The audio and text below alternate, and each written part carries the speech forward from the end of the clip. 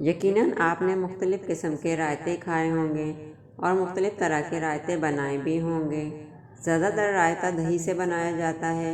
ज़्यादातर लोग खीरे और लौकी का रायता इस्तेमाल करते हैं।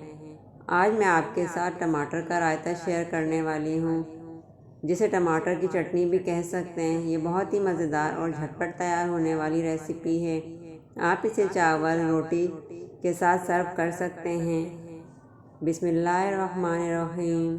अस्सलामुअलैकुम। उम्मीद है आप सब खैरियत से होंगे।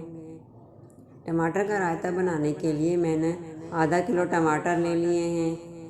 टमाटर को अच्छी तरह से वॉश कर लेना है और टमाटर को सिरा काट कर इसे दरमियान में से आधा कर लें।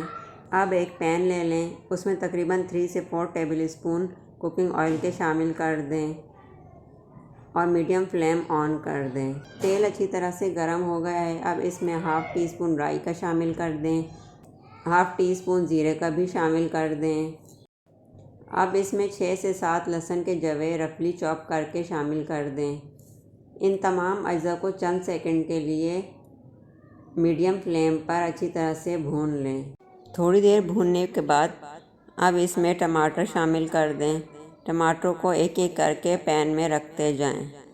अगर आपको कड़ी पत्ता पसंद है तो टमाटरों को डालने से पहले इसमें चंद पत्ते कड़ी पत्ते के शामिल करके उसे थोड़ी देर कड़कड़ा लें।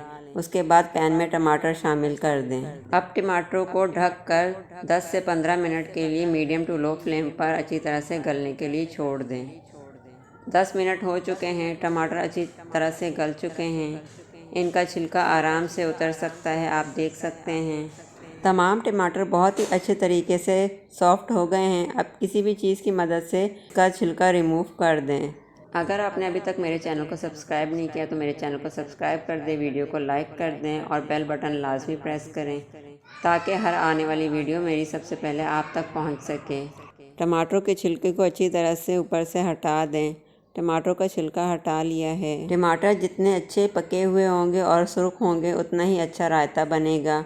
अब किसी भी मैशर की मदद से टमाटरों को अच्छी तरह से मैश कर लें। टमाटर अच्छी तरह से मैश हो चुके हैं। अब इसमें आधा चम्मच नमक का शामिल कर दें। इसके बाद इसमें आधा टीस्पून लाल मिर्च का शामिल कर दें। मसाले शामिल करने के बाद इसे 2 मिनट के लिए ढककर मज़ीद पका लें।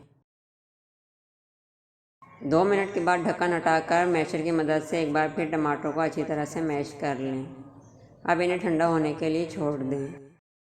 अब एक बाउल ले लें और तमाम मिक्सचर को इस बाउल में ट्रांसफ़र कर दें। अब इसमें आधा चम्मच काला नमक शामिल कर दें। Half tea spoon ginger powder इसमें ऐड कर देते हैं। 1 टीस्पून पिसी हुई चीनी का शामिल कर दें। अब इसमें 1 टेबल स्पून अनारदाने का शामिल कर दें। आप चाहें तो अनारदाने को पीस कर भी शामिल कर सकते हैं। मैंने इसमें हाफ़ टी स्पून भुना कुटा ज़ीरा भी शामिल कर दिया है।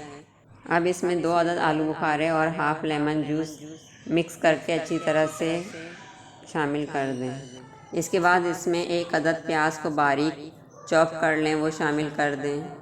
अब इसमें 1 खीरे को मैंने आधा कर लिया था और उसको अच्छी तरह से बारीक चॉप कर लिया है, वो शामिल कर देते हैं। 2 अदद हरी मिर्चों को चॉप करके शामिल कर दें। अब इसमें धनिया और पुदीना आधी आधी गड्डी चॉप करके शामिल कर दें। धनिया और पुदीने को अच्छी तरह से धोकर चॉप करना है। आप इसमें अपनी मर्ज़ी के मुताबिक सब्ज़ियाँ कम या ज़्यादा कर सकते हैं। इसको अच्छी तरह से किसी भी स्पून की मदद से मिक्स कर लें तो तैयार है हमारा मज़ेदार टमाटर का रायता या टमाटर की चटनी। आप इसको रोटी के साथ भी खा सकते हैं, इसको उबले हुए चावल के साथ भी सर्व कर सकते हैं। दुआओं में याद रखिएगा। मिलते हैं नेक्स्ट वीडियो में। तब तक के लिए अल्लाह हाफिज़। जहाँ रहें खुश रहें, आबाद रहें। आमीन।